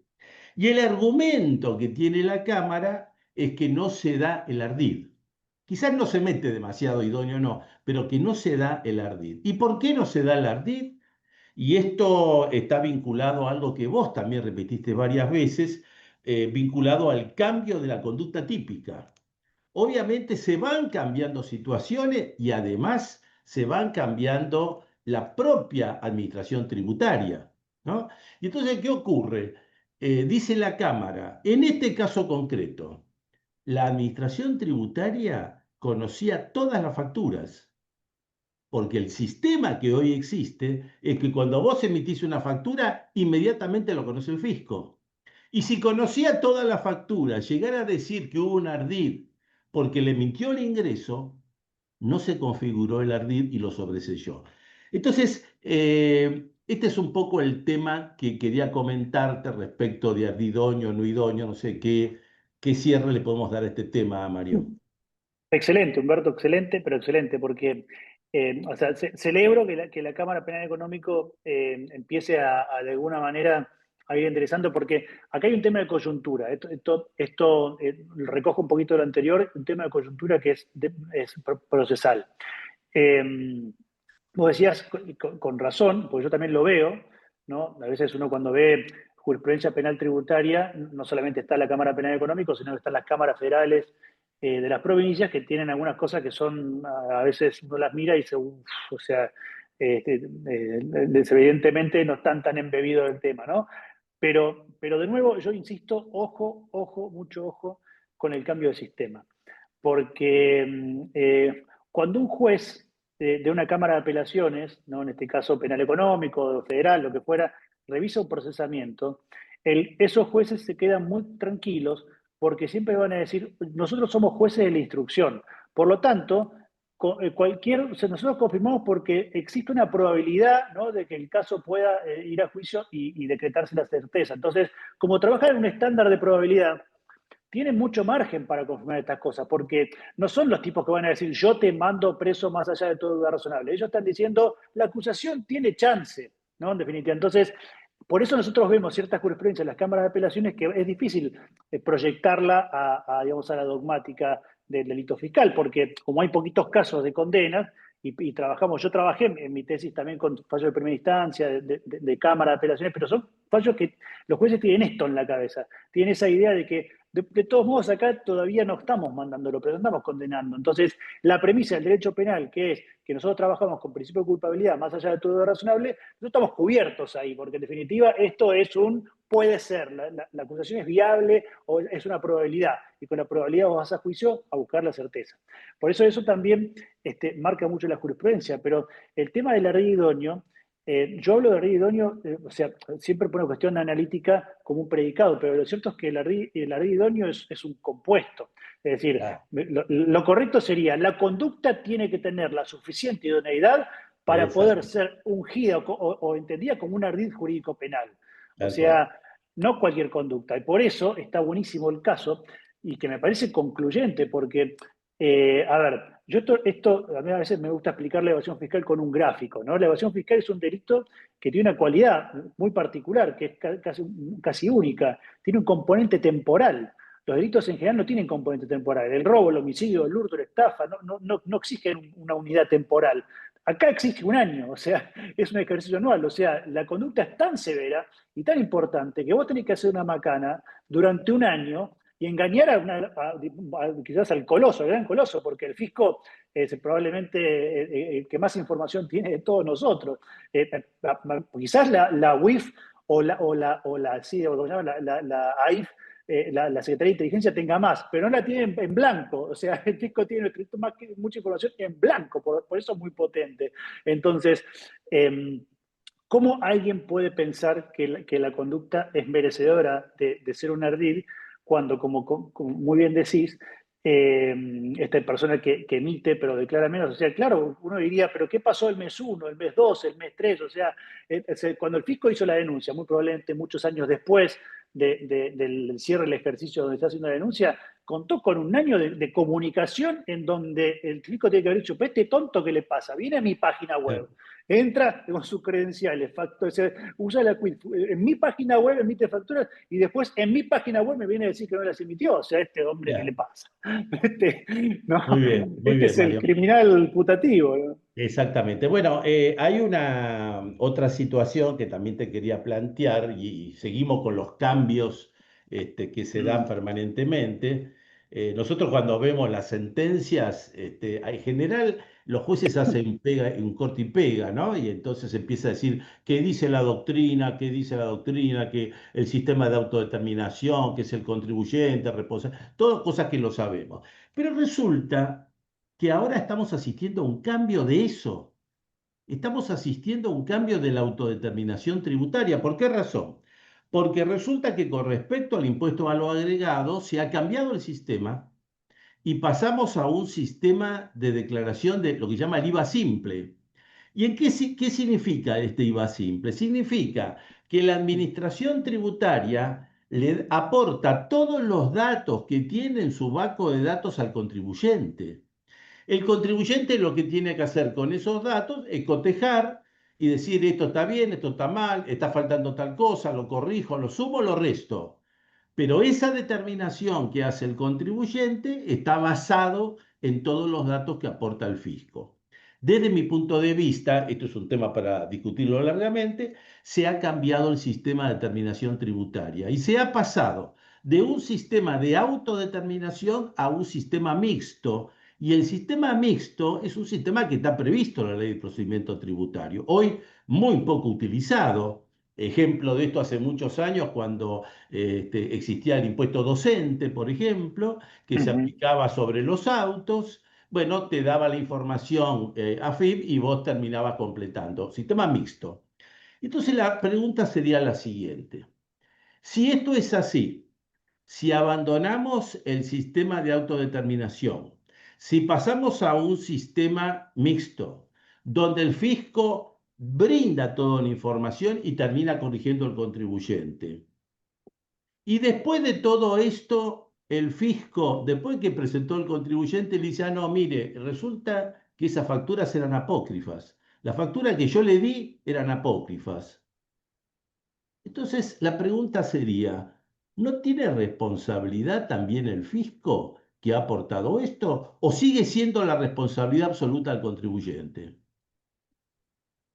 Excelente, Humberto, excelente, excelente. Porque, a ver, eso también es algo que yo lo trabajo bastante en las clases y lo veo muy claro, ¿no? O sea, esta sofisticación del fisco nos llevó a nosotros siempre decimos, ¿no? O sea, y esto los jueces lo citan, todo, que esta es un sistema autodeclarativo. Eso es mentira. O sea, a ver, puede ser en la forma, pero nosotros ya no estamos materialmente frente a un sistema autodeclarativo. Eso es macana.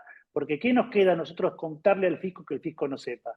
Eso era antes, eso era hace 20 años por ahí, pero hoy por hoy es un eufemismo el sistema autodeclarativo. Entonces, yo siempre digo que nosotros estamos hoy en situación, y de hecho tengo entendido que está la idea de instrumentarlo de esa manera, como digo, como tienen los gringos, ¿no? Te dice, bueno, señor, usted tiene que pagar esto, ¿no? Esto es lo que yo tengo según mis bases. Si usted está de acuerdo, lo paga. Y si no está de acuerdo, venga a demostrarme que yo me equivoqué. Y entonces, quizás el concepto de ardid muta radicalmente, porque Ahí sí que es un ardid más parecido al de la estafa, donde yo quiero introducir alguna prueba, un elemento al fisco para decir, no, fisco, vos estás equivocado, la información que vos tenés de mí es incorrecta por esta razón. Entonces va a intervertir el orden de la relación fiscal. Y, y, y, y claro, está el segundo paso. ¿Qué pasa cuando el fisco toma información que es incorrecta y después te dice, ah, no, yo tomé información incorrecta, ¿no? Y esto me hace acordar bastante al caso es un caso emblemático, pero es el caso de Sebel, ¿no? El famoso caso de la Sala 3 de Casación, en donde establece o sea, no es tan claro desde el punto de vista dogmático, pero establece una idea que en materia de imputación se trabaja mucho, que es la competencia de la víctima, digamos. Claro, cuando el propio fisco es el que acepta la situación y después te dice que eso está mal, o sea, digamos, esa fase de control, ¿no? Si el bien jurídico del delito fiscal tiene una fase patrimonial y una fase de control, la afectación de la fase de control está haciendo el propio Estado, que está actuando incorrectamente. Entonces, no le puede trasladar al contribuyente su propio déficit en la fase de control, ¿no? Obviamente que acá tendríamos hay un montón de subtipos porque podría haber casos de corrupción, de fraude interno, puede haber casos, obviamente, pero lo cierto es que si el propio fisco, si se pasara al sistema al sistema de determinación estatal, o sea, salimos del autodeclarativo o materialmente partimos de esa base, y es el propio Estado el que tiene que controlar, el que tiene información incorrecta, uno diría, bueno, ¿qué le queda al contribuyente en definitiva? O sea, la fase de Claro, control o sea, la propia víctima es la que se perfecto, perfecto. autolesiona. No es que tú decías Polanski, la víctima no se tiene que autolesionar, es una lesión del Exacto. propio imputado. Claro. Claro, Mario, otro tema que quería comentarte en esta bajada a temas más, quizás más prácticos, hubo un caso que realmente me llamó mucho la atención porque a un contribuyente le impugnan por facturas apócrifas y el importe de la impugnación supera el piso de punibilidad, entonces le hacen la denuncia. Y cuando está defendiéndose el contribuyente en la etapa de instrucción, el contribuyente dice, mire, hay un problema con todo esto.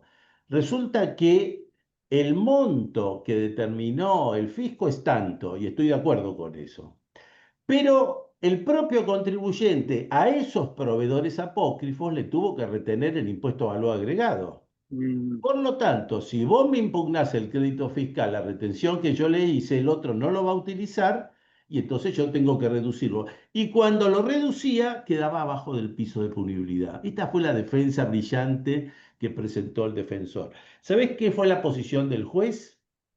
Dijo, eso es un tema propio del tribunal oral. Y lo pateó. Y lo pateó. es increíble. Es increíble.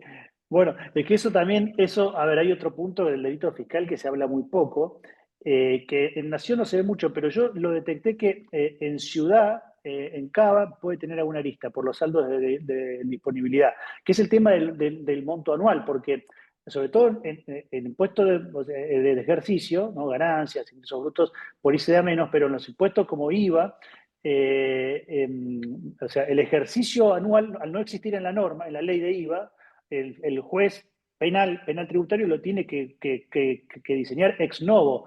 A ver, está claro que en el 99% de los casos no va a haber problema porque se suman los porotos y ya está. Pero ¿qué pasa en aquellos casos en los cuales en un ejercicio vos tenés saldos que vos tributariamente no podés computar por disposición tributaria, pero en el concepto de ejercicio anual de un impuesto que no tiene ejercicio anual por definición, lo podrías computar?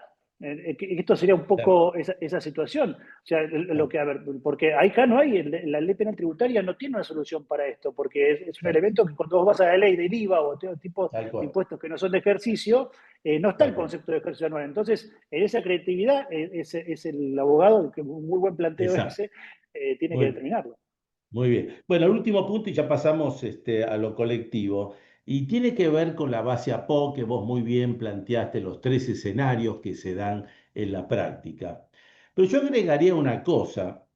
Resulta que en muchas situaciones que pasan en la práctica, donde la administración tributaria incluye a un contribuyente en la base APOC, esa decisión es recurrida por el contribuyente al cual lo imputaron como Ujú. base APOC. Y el momento en que el fisco te hace la denuncia porque este está en base a POC, en realidad ese tema no está firme porque está en discusión administrativa, judicial, etcétera. Entonces, en muchos casos, ¿qué hace el defensor? Le oficia para que el fisco diga si realmente esa inclusión en base a POC, de qué fecha fue y si fue recurrida por el contribuyente. ¿Sabés qué dice el fisco ante eso? Esa información no se puede dar porque eso es violatorio del secreto fiscal. Con lo cual, no se puede establecer nada al respecto. Me parece que es otro aspecto sobre base a POC que habría que analizar, ¿no te parece, Mario? Sí, está bueno. Pasa que también, obviamente, que ahí hay que diseminarlo bastante porque habría que ver sobre la base de cuáles de las condiciones formales están incluyendo al contribuyente en base a poco. Porque puede ser una cuestión formal puramente de circunstancial, que no tenga mucha conexión con la materialidad, o puede ser algo que tenga que ver con la materialidad. Pero lo Claro, cierto es que ahí el secreto fiscal, está claro, hay una discusión, ¿no? No es como el secreto profesional que el propio portavoz del secreto lo puede relevar. Pero creo que ahí el juez, yo creo que podría tener la posibilidad de decirle, bueno, mire, o sea, como acá hay una situación, en una ponderación, una situación más importante que ese secreto, yo lo voy a levantar a los efectos de decidir esta situación en un expediente claro, penal que es privado y o sea, el claro. secreto queda en resguardo. O sea, yo no creo que eso afecte el Perfecto. secreto fiscal si no se divulga, porque el expediente penal es privado para las partes, con lo cual queda Exactamente, un efecto de exacto. resguardo. Perfecto. Mario, quería entonces empezar con el peloteo. Muy interesante realmente todo esto. Muchas gracias. Y bueno, no sé si Carlos Fromen, a quien lo saludamos. Carlos, muy buenas tardes, gracias por estar siempre con nosotros. No, por favor, gracias a ustedes. Muy clara la exposición de Mario.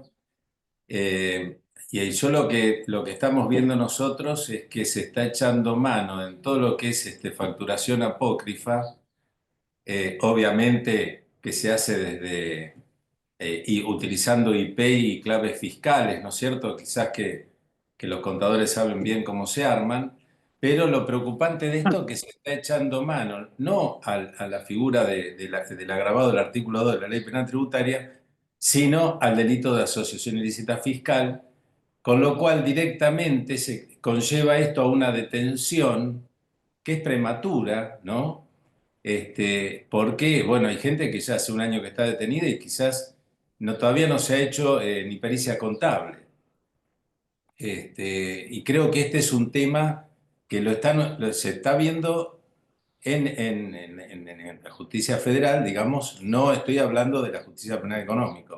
No sé si ustedes tienen referencia de eso. Es cierto que hay usinas de facturas apócrifas, es cierto, pero también es cierto que hay determinados proveedores, por ejemplo en la construcción, que hacen un techo o algo y el empresario le dice, "Bueno, tráeme factura", y resulta que cuando traen una factura, acompañan la factura, la agregan a la contabilidad, resulta que esa factura es APOC, aun cuando en la base figure que de ARCA que está perfecta. Pero Claro. bueno, se está echando mano a eso. Yo creo que la detención es peligrosa, me parece a mí, que equivale a una pena anticipada, pero bueno, esto está en ciernes y lo estoy viviendo en dos lugares distintos, por eso les comento. No sé qué pensás, Mario. No, el abuso de la asociación ilícita fiscal es algo escandaloso.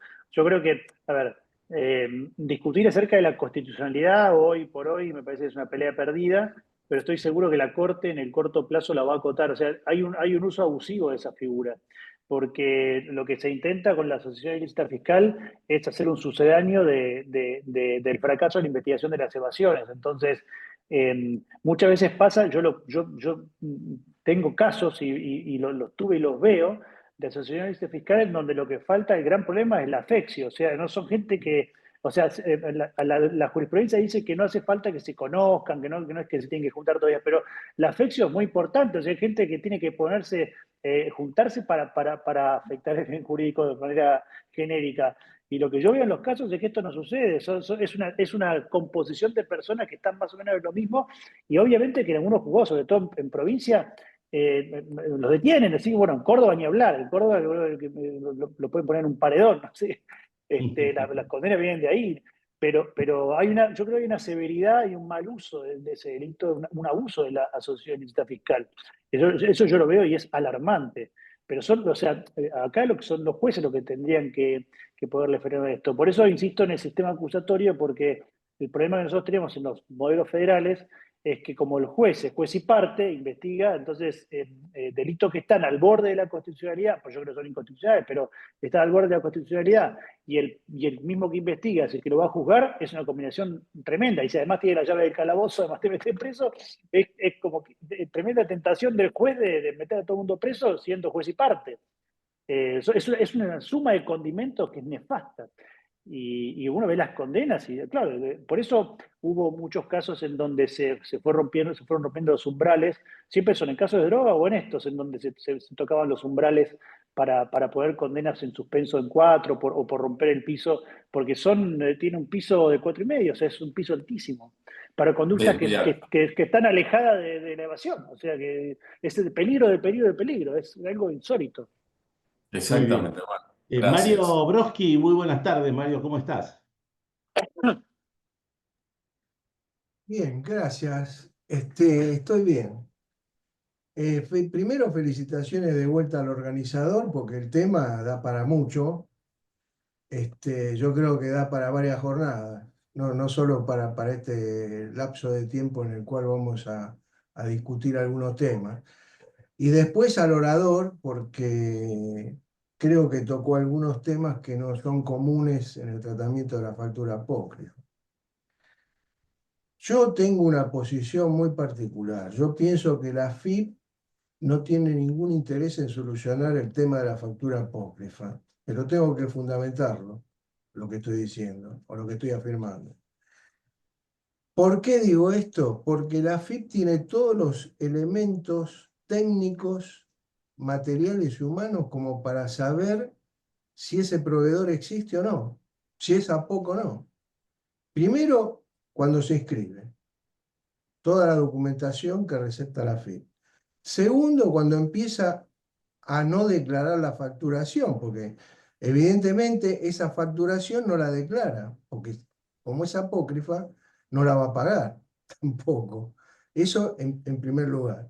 En segundo lugar, la que autoriza la facturación, que acá se dijo, y bien se dijo, es la propia FIP. Con lo cual la FIP desconoce sus actos propios. Yo autorizo la factura. A mí me manda la FIP cuando tengo que hacer una declaración jurada. Te conozco, pibe. Vos tenés tanto, facturaste tanto, ¿eh? Así que esto me lo tenés que declarar como mínimo. Lo mismo pasa con cualquier contribuyente que se inscribe. Y la otra cuestión que trataste vos, Humberto, y que es muy importante, es que no puede haber ardid idóneo. Es efectivamente, esto lo sostengo hace rato. ¿Qué ardid puedo hacer yo si la factura me la autoriza la FIP? ¿Qué ardid estoy cometiendo yo cuando la factura está autorizada por la propia FIP? Y después la base, APOC, no tiene base legal. Yo no conozco ninguna norma, a menos que me lo informen ahora, que sostenga la base legal de la base APOC. Eso es otro tema. Y después el recurso que no tiene ningún contribuyente, porque hay que forzarlo. Para mí hay que forzar una respuesta de la DGI presentando una nota, ¿por qué me incluyen? Y si la FIP contesta lo que vos afirmaste, decir que no hay secreto fiscal y la mar en coche, el secreto fiscal es para terceros, pero no para el propio interesado que tiene que defenderse, que es el imputado por la base APOC. O sea, creo que hay una base bastante importante de recursos que tienen los contribuyentes para bajar el nivel de acusación de la base APOC, sobre todo teniendo en cuenta que después de mucho periodo, la FIP acusa o imputa a un contribuyente por una factura APOC. ¿Qué hizo la FIP en ese lapso? ¿Qué hizo la FIP en ese lapso? Creo que hay jurisprudencia que los jueces dicen que no hizo nada y que la factura valía en el momento que el contribuyente la receptó porque estaba autorizada por el propio fisco. Bueno, antes de darle la palabra a Mario, si quiere hacer alguna reflexión, quería hacer este comentario. Cuando surge la base APOC, esto surge sin base legal, como decía Mario, pero esto ya fue modificado en la ley 27430, donde se modifica la ley de procedimiento fiscal, se le dan facultades a la administración tributaria para que la administración tributaria dictamine todas las medidas que pueda llevar a los efectos de prevenir la evasión fiscal, y esa fue la base legal con la cual queda, ahora sí, a partir del año de hace poco tiempo, queda ese mandato legal de la base apócrifa. Y en materia de recursos, también tenemos que decir que está previsto específicamente el recurso que tiene el contribuyente cuando está incluido en la base APOC. Dicho sea de paso, tienen un problema en la práctica, porque el contribuyente se presenta, la FIP tiene un plazo para contestar que nunca contesta, pero ese recurso tiene efecto suspensivo. Y esto es lo que desobedece el fisco. El fisco va adelante, sigue adelante con su posición, y por esa razón el contribuyente se presenta ante la justicia, pide una medida cautelar y se lo dan todos los tribunales, obviamente, porque ese era un efecto suspensivo. No sé si querés agregar algo al respecto, Mario. Eh, bueno, gracias por las intervenciones a mi tocayo. Yo lo veo, yo coincido plenamente, pero insisto en este punto, o sea, quizás tenemos que ver más allá, o sea, a dónde vamos, porque si es cierto, o sea, yo creo que ya es cierto, por lo menos materialmente, que ya no estamos en un sistema autodeclarativo, y si la facturación va a estar hecha en el propio entorno del fisco y va a partir de una validación del fisco, ¿qué espacio le queda al problema de la facturación apócrifa? O sea, de nuevo, si nosotros pasamos, pues yo no sé si lo leí o lo escuché, me lo dijeron en algún lado que estaba la idea de pasar al sistema de declaración estatal, o sea, salir del sistema autodeclarativo. No sé si lo saqué, pero yo esto lo No, está escuché, como que vigente estaba, ya, esto ya está vigente. claro, pero como que estaba la idea de pasar en forma total, no solamente con el tema del IVA, y ya no hay más espacio para facturación apócrifa. Eso va a ser una especie de sustituto legal, porque no hay ámbito, no hay espacio para poder hacer algo, como decía bien Mario, que el propio fisco lo está habilitando, con lo cual el problema lo van a tener que resolver ellos, puertas Ya, adentro. perfecto. Marcos, esta es una charla federal, así que acá tenemos la representación de Córdoba. Marcos, muy buenas tardes, ¿cómo estás? Muy buenas tardes. Bueno, al igual que Mario, los felicito tanto al doctor Laporta, hacía mucho que no lo veía, y vos, Humberto, en la calidad para elegir los expositores y todas las preguntas que has hecho. Y los temas que yo tenía en mi cabeza son los que el otro Mario los plasmó. O sea, lo que yo pensaba decir, cuestionar es lo que dijo Mario.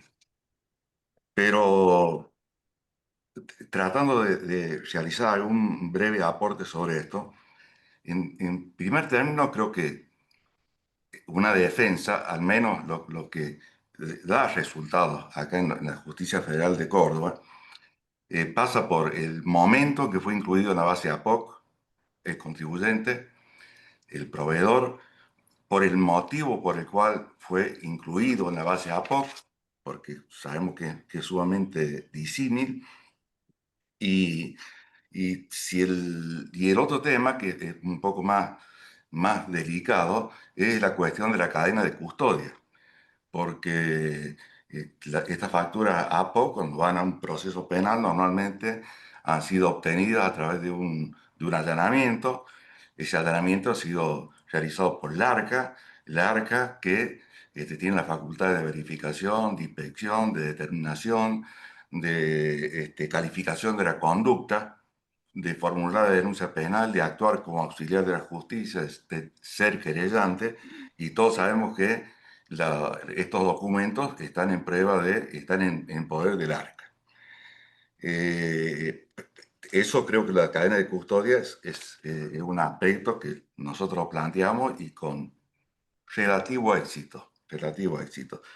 La otra cuestión que también ha sucedido acá en nivel del Tribunal Oral Federal es el planteo de el nacimiento del hecho imponible en cabeza del proveedor. Pero está en el artículo 12, el último párrafo de la ley del IVA, que yo tengo totalmente la convicción, en una nota de repar de hace algunos años lo tengo escrito, pero lo he planteado con éxito en la justicia, de que ese artículo 12 infin es inconstitucional, porque ¿quién es el único que puede tener la posibilidad de verificar o constatar la situación, de ver las declaraciones juradas del proveedor? Es el fisco. O sea, si el contribuyente va a estar esperando para presentar la declaración jurada, el ir a hacer una inspección al fisco, al proveedor, para ver si incluyó esa venta que le realizó a él en su declaración jurada de IVA, primero el proveedor lo va a sacar los patadones, usando un término cordobés, porque le va a decir quién sos vos. No, aquel que tiene facultad para hacerlo, para hacer esa contratación, el ARCA. Entonces, el artículo 12 y el Tribunal Oral Federal número 3 y el número 1, que son bueno, los dos que están funcionando de manera más o menos activa, han receptado esta cuestión de la inconstitucionalidad del 12 bis. Y el otro tema, que en paz descanse la doctora que se ha ido recientemente, García Vizcaíno, que lo planteó el doctor Mario Laporta al comienzo, y es el daño que le hacemos los tributaristas al seguir sosteniendo el tema de la especialidad en el derecho tributario y derecho penal tributario, como si ese criterio de la especialidad permitiese apartarse, sobre pretexto de la última parte del artículo 4 del Código Penal, de todo el libro primero del Código Penal, donde están todos los principios, los derechos, la garantía de cómo tiene que regirse y en la reglamentación de estas disposiciones, incluyendo al régimen penal tributario por parte de los códigos procesales penales. El Código Procesal Penal de la Nación, que todavía lamentablemente sigue rigiendo, la 23984, en gran parte, aunque yo les comento que yo acá planteo en toda la defensa el Código Procesal Penal Federal. Obviamente no voy a discutir el tema de que sea el juego el fiscal, sí lo discuto también, que esté a cargo de la instrucción, ¿no? Porque eso evidentemente contamina todo. El fiscal no puede llevar tareas jurisdiccionales. En materia de ingresos brutos, por ejemplo, en Córdoba, el Código Procesal Penal de la provincia de Córdoba faculta al fiscal a llevar adelante medidas netamente jurisdiccionales, como un allanamiento, por ejemplo. Eso es motivo de crítica.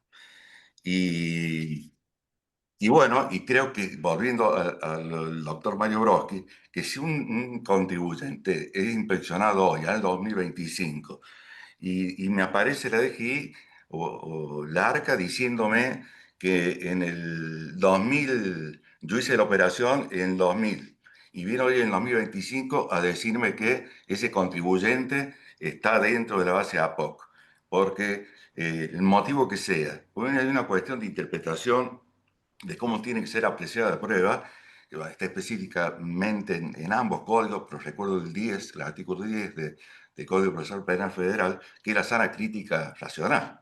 Entonces, que me vengan a decir a mí que hice la operación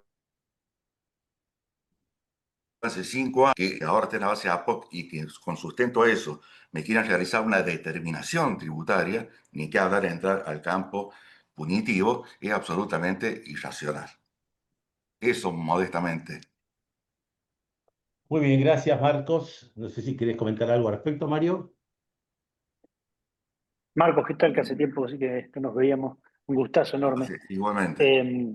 No, yo o sea, descanso tranquilo, que a veces por ahí uno se desconecta de los seminarios y vuelve y ahí tiene un baño de realidad y ve que los problemas son comunes, o sea que estamos en la misma discusión y siempre con los mismos problemas. Yo insisto con el tema y me parece muy buena la idea de plantear ya la aplicación del Código Procesal Penal Federal.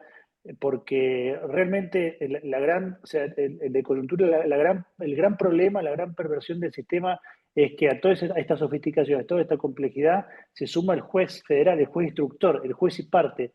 Eso es nefasto porque el juez y parte te permite llegar con cautelares, con prisión, con embargos, o sea, al momento de hacer algún tipo de acuerdo, muy debilitado el contribuyente porque pasa por el tamiz de un juez y parte. Por eso yo creo que con el Código Procesal Penal acusatorio en funcionamiento y un juez de garantía, esto necesariamente va a tener que tener un equilibrio. Va a tener que tender hacia un equilibrio. Lo vamos a ver con mucho tiempo después, pero, pero hay un montón de discusiones que muy probablemente nosotros jamás hubiésemos tenido si no fuese porque el grueso de la doctrina judicial de estos delitos transcurrieron con jueces que son juez y parte. Esto tergiversa radicalmente una de las columnas del derecho penal tributario, que es el principio de culpabilidad.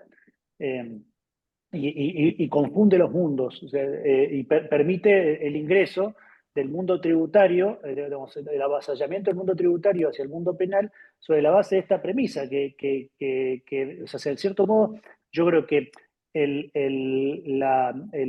esa posibilidad de atribuir deuda fiscal o esa tolerancia que tiene el derecho constitucional tributario sobre la obligación se confunde en un esquema de juez y parte con la probabilidad. Entonces, vos tenés en el lado penal probabilidad, estándar de probabilidad con el que es suficiente avanzar, y en el mundo tributario ese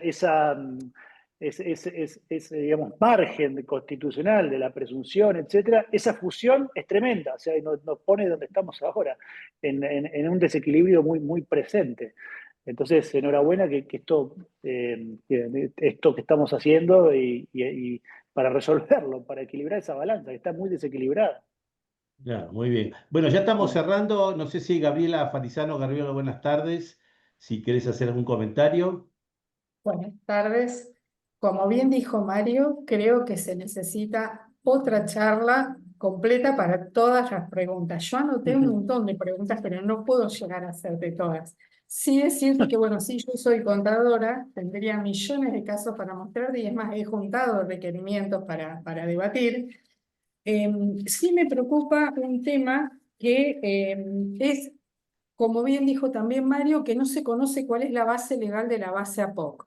Y hace un tiempo que la base APOC la vienen aplicando en forma retroactiva. O sea, si hay algún proveedor que cayó en base APOC, no solo ajustan desde el momento que lo informaron en base APOC, sino para atrás desde el momento que se iniciaron operaciones con ese proveedor. Lo cual es totalmente injusto, no lo encuentro base legal y puede llegar a superar los umbrales de la punibilidad, como dijeron antes. Y un segundo tema que sí me preocupa mucho, que no es la autodeterminación, pero sí, en el caso del comercio de granos hay muchos productores u operadores que estando en estado 2, después caen en base a POC y también ARCA fiscaliza o ajusta, no solo cuando cayó en base a POC, sino todas las operaciones que se hicieron estando en estado 2, que el mismo ARCA lo estaba habilitando para trabajar. Y así como esa anoté un montón más, pero nos llevaría mucho tiempo. Bueno, muchas gracias, Gabriela. Bueno, ya estamos sobre el cierre, es más, nos hemos excedido largamente, con lo cual quería agradecer a todos ustedes la presencia, la participación, en especial por Mario. Muchas gracias, Mario, por tu disponibilidad. Y bueno, vamos a seguir entonces con estas charlas del centro. Gracias a todos y hasta cualquier momento.